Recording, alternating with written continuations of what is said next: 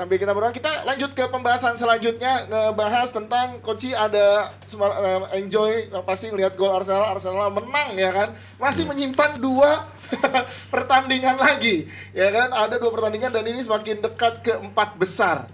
Coach, dari segi permainan, gue nggak tahu lo happy atau enggak dengan Arsenal semalam? Ya, gue cukup happy.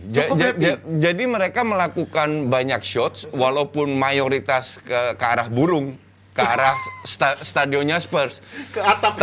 Tapi gue lihat banyak sekali pemain itu tidak memaksa. Ini gue kasih contoh dikit, bukan gue meremehkan MU ya.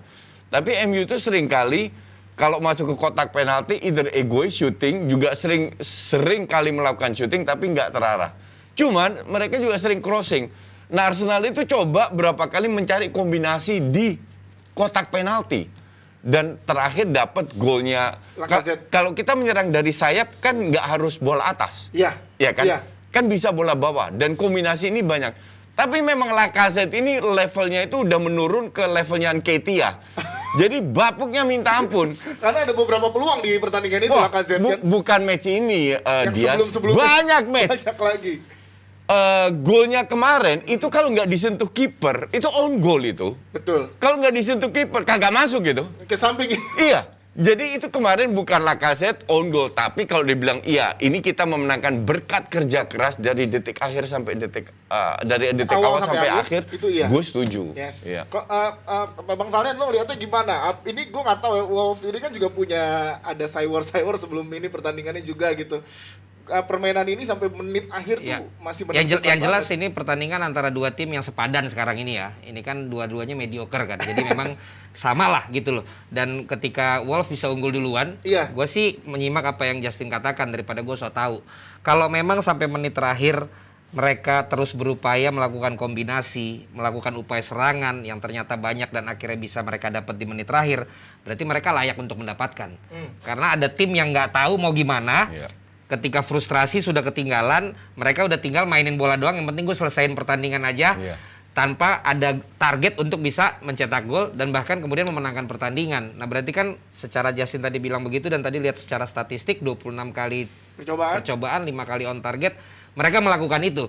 Tapi gue justru di arah Wolves-nya bahwa memang to kill the game dan mempertahankan keunggulan menghadapi tim yang punya kekuatan yang katakanlah lebih besar, itu memang sesuatu yang nggak gampang loh. Betul.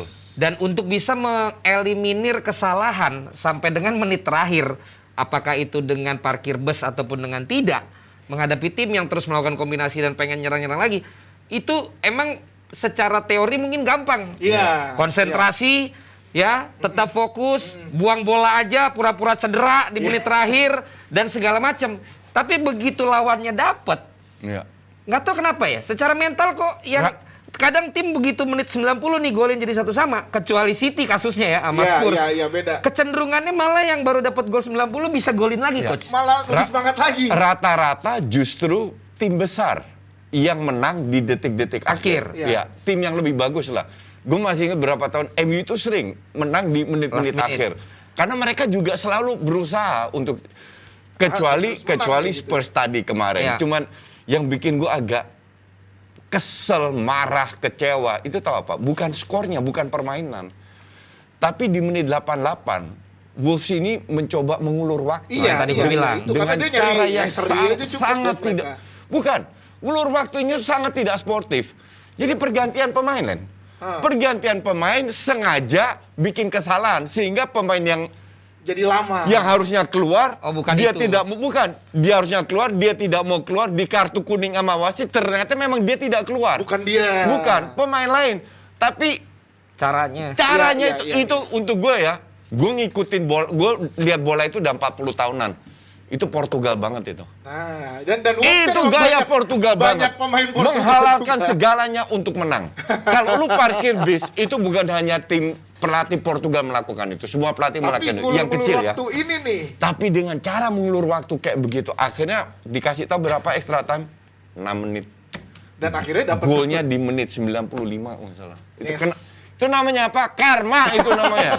Tapi dalam kapasitas Tapi dalam kapasitas lo yang menyadari bahwa lawan lo lebih besar dari lo, terus lo ditekan terus dan udah last minute. itu bukan emang naluri aja, Coach.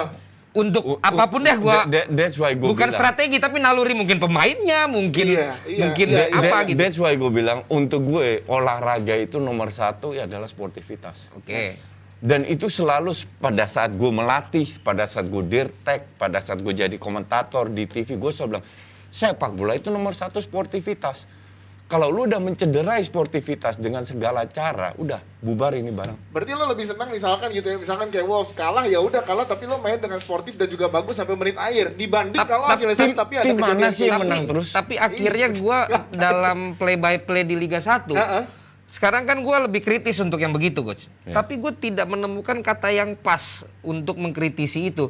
Karena secara peraturan tidak dilanggar. Peraturan, kalau memang ada pelanggaran di sana, wasit kan bisa memberi hukuman. Iya. Tapi secara etika dan secara sportsmanship itu kan sesuatu yang kita kesel dan lain sebagainya. Makanya gue mengatakan bahwa kalaupun benar, tapi ini nggak oke dilakukan, ini kecerdikan si lawan. Gue bilang gitu. Menurut lu, nah bahasa yang tepat apa kayak gini? Karena menghalalkan segala cara. Iya, cerdik sih mungkin. Cuman cerdik itu kan kita harus punya etika juga. Intinya kan adalah kembali dalam hidup lu, dalam olahraga, lu harus junjung tinggi etika. Kalau itunya nggak ada saya. Kalau itu nggak ada, negara ini mau kemana? Sepak bola ini mau kemana? Nah makanya semoga ya hal-hal kayak gitu nggak terjadi sering lah ya. Tapi emang itu dramanya kan dalam sepak bola salah satunya. Loh, drama sih it happens. Inilah indahnya sepak bola. Lu main bagus, create peluang, tapi lu nggak bisa finishing, kalah kayak City. Nah kemarin kebetulan menang. It happens. Jadi untuk gue itu bukan skornya. Tapi secara mainnya, oke. Tapi yang gue bisa terima ya pergantian pemain sampai bermenit-menit hanya karena mereka ingin mengulur waktu. Itu bikin gue geram hal-hal kayak begitu. Benar, tapi ngomongin tentang pergantian pemain yang dilakukan oleh Arteta di menit 70-an, masuknya Pepe dan Ketia langsung membuahkan hasil yang ya berasa gitu untuk Arsenal. Apakah di sini berarti Arteta udah tahu nih formulanya, enggak, timing yang bukan. pas? Lu kalau lihat bench Arsenal nggak ada pilihan. Bukan karena tahu mau ngapain. Berarti bukan kejelian dari Arteta. Bukan. Yang dilakukan Arteta adalah bermain 4-3-3, bek kanannya Cedric diganti oleh Nketiah. Jadi dua guysnya jadi main 3-5-2, dua striker. Ya wajar aja. Lu skor 1-1, lu pengen menang, ketemu tim yang parkir bis, yang strikernya juga mundur. Ngapain lu punya banyak pemain di belakang, ya kan? Iya. Masuklah itu Nketiah, tapi bukan karena nggak ada pilihan. Nggak ada pilihan lagi, berarti Arteta belum sematang itu untuk menentukan keputusannya. Bukan, Arteta bego nggak punya bench yang kuat, di mana dia harusnya bisa beli bench yang kuat. Ngerti nggak? Emang nggak punya pilihan aja nih Arteta. Iya, nggak punya pilihan.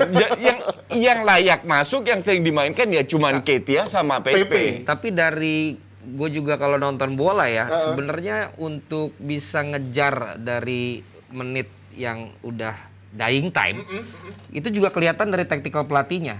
Ya, ini memang murni mengandalkan pemain yang ada di situ, misalnya individual, atau dia tetap mempertahankan filosofinya untuk nekan dengan cara yang dia perintahkan sampai menit terakhir, atau akhirnya ada yang long-bolan begitu kan.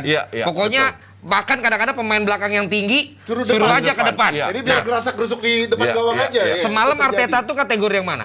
Kategori yang mempertahankan filosofi. Oh, jadi dia tetap kemarin. Emang golnya itu dari gaya nyerang dia? Iya. Jadi kalau lu lihat golnya Wolves, itu kan Gabriel salah passing dipotong kiper. It happens. Gabriel berkali-kali main super, sangat bagus, sangat kokoh. Ya, itu terjadi. Defense-nya Arsenal juga, dia buat kesalahan seperti itu, it happens. Semua jadi gue nggak salahkan dia. Tapi lu kan cetak 1 gol. Habis itu menit ke-80 masuk Pepe. Pepe itu juga bagus, dapat bola dari sayap samping loh, nggak crossing tapi bola bawah. Dia putar badan dia shoot. Itu kecerdikan Pepe. Dan gol ketika kan juga banyak passing dulu lah sebelumnya. Nggak asal shooting, nggak asal crossing. Jadi rancur VP masih berguna ya. Jadi yang mereka lakukan, kembali ke pertanyaan lo, itu benar mempertahankan filosofinya. Ditambah fighting spirit lebih tinggi. Dan itu menurut lo juga yang harusnya dilakukan. Every single team kalau lagi ngejar walaupun kepepet. Yes. Karena sebelumnya kalau kita tarik mundur 1-2 menit sebelum terjadinya gol ya, itu serangan itu ada di sebelah kiri. Tapi gagal, jadinya ke sebelah kanan, tapi tetap nggak frustasi langsung lempar aja. Melempar, betul. Tapi ada build up yang tetap dilakukan, itu yang mungkin jadi menang jadinya Arsenal semalam ya. Oke. Dan mungkin juga ini menutup ini. Mungkin karena mereka juga udah terbiasa untuk tidak ngegolin juga setelah ketinggalan 1-0 di menit akhir. Jadi dia tetap nothing tulus untuk main aja terus gitu loh. Iya. Dia bisa juga kan gitu. Jadi dia tidak terbeban untuk makanya itu. Mas Gitu. Godin seneng banget karena nggak nyangka. Mungkin ya. Ya jarang sekali jujur aja. Iya kan? Arsenal bisa comeback itu jarang Iya, sekali. Ya, apalagi di menit-menit krusial itu ya. Oke, kita tinggalkan Arsenal, gimana kita lihat nanti mungkin beberapa pekan Lama lagi. juga tadi kita ngomong Kalau Arsenal. matchnya sama dengan yang lain, apakah bisa menyodok ke 4 besar, kita lihat nanti ya. Tapi kita ke Barcelona, Coach Barcelona selalu Coach Justin